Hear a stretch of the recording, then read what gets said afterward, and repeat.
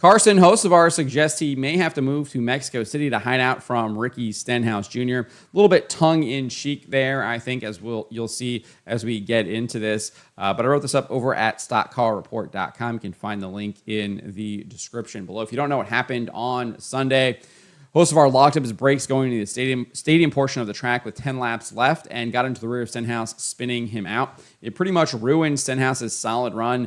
I don't know where he was running at the time, but I know he ended up finishing in 27th, and he lost a ton of track position after being spun out by Hocevar. Lots of drivers got around him, and he lost multiple spots. And it was even more infuriating to Stenhouse because Hocevar was a lap down, and Stenhouse is really kind of close to that playoff cut line and is doing his best to try to stay in the playoffs or get into the playoffs for this year. And his job was made a little bit more difficult given the fact that Shane Van Gisbergen absolutely dominated and won and locked himself in with that win.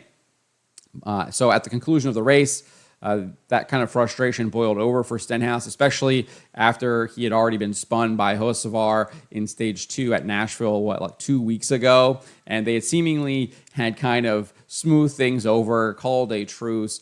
Stenhouse indicated he wasn't going to retaliate, wasn't going to confront Hocevar in a physical manner, etc., like he did Kyle Busch last year. But that seems to be now out the window after the conclusion of this race in Mexico City, because Stenhouse stuck his entire head and arms into the car and shared some words for Hocevar. It also looked like he maybe roughed him up a little bit, maybe grabbed his belts or something, kind of shook him around or something like this. But this is what he said: "I'm going to beat your ass. You're a lap down. You've got nothing to do. Why you run right into me? It's the second time." Hocevar responded saying, "I'm sorry, I was locked up." Stenhouse retorted saying, "I don't give a damn." You can then hear Hocevar saying, "I effed up," but Stenhouse wasn't hearing any of it and reiterated his threat: "I will beat your ass when we get back to the States." If you want to listen to that, you can right here from Noah Lewis over on X. It was a little bit difficult to hear, but I think I transcribed it pretty well there. Following the conclusion of the race, Hocevar posted to social media about his experience in Mexico City and previous comments he made about the race, where he described it as such a crap hole on a Twitch stream on Friday before the race. This is specifically what he said about what he was expecting. He said if the travel was better, if getting here was easier, if he felt safer getting to and from everywhere, if it wasn't such a crap hole, if the track limits were a little bit better enforced, if it was going to be a little bit better of a race, and if it didn't feel so locked down like you can't leave anywhere, it'd be a great experience. It'd be an absolute great experience.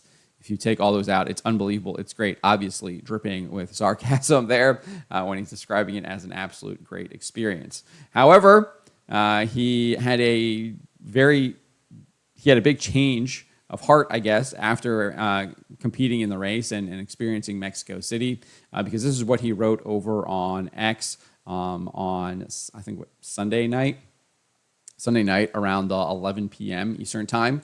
He says, "Maybe a kid that had never been out of the country until Thursday should ever give an opinion about what any place is like other than Portage, Michigan.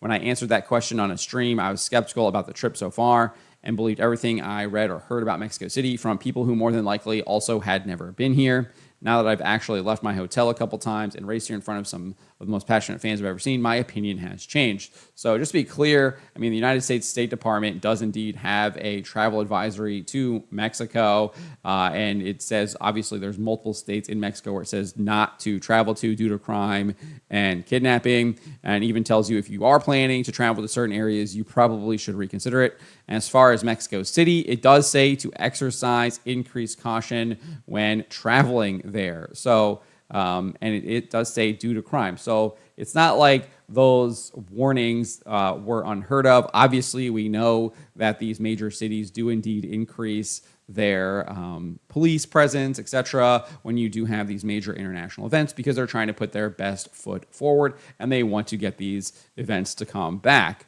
So they are obviously doing the best that they possibly can. So maybe if you aren't there during the NASCAR Cup race, things might be a little bit different than if you say you are there, or if you happen to be one of the drivers competing in said race. Now, that's not to say that that you wouldn't have a safe experience there. It does look like everything I've kind of seen, it does seem like it was pretty safe because, again, you're in Mexico City, you're in their downtown area. you are still being kind of kept away from all of potentially other areas where there might be greater crime, etc. So just because he didn't experience it doesn't mean it's not there. Again, there is a travel advisory from the U.S. State Department on Mexico, and specifically with Mexico City, it does say you need to exercise increased caution when traveling there. And then here it says, here's a further breakdown. It says exercise increased caution due to crime.